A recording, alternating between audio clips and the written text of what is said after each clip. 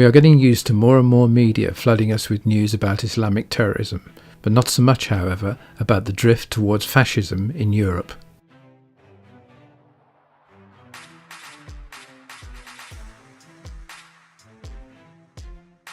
We have breakfast in front of images of immigrants who, when they do not perish in it, roam the Mediterranean, abandoned by European governments. As our politicians grow more and more radical in more countries, they are showing us their most anti-human side. They sow the fear of attack by immigrants who try to enter Europe fleeing from misery and wars.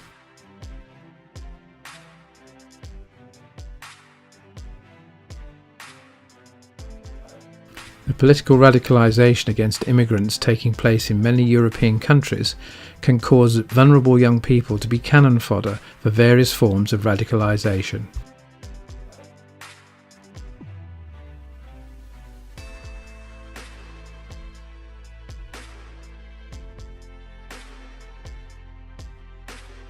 But in general, we tend to prejudge the image without being aware that it may be deceiving us.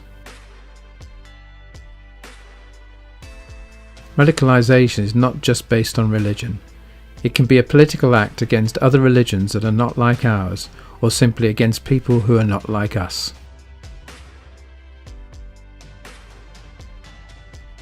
Religious centres tend to be seen as the nerve centre of Islamist radicalisation and a danger to our values.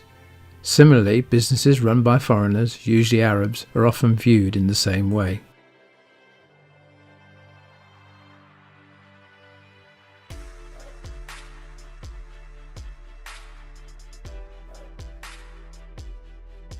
All religions and races tend to have fanatical and intransigent groups that oppose religions or races that are not theirs. These often justify the use of violence to support their beliefs. But the reality is that currently in Europe, the number of victims of Islamist attacks does not match the fear it generates in the population. They make us believe that these dangers are the norm, but the truth is that if we look at the statistics, these fears are unfounded.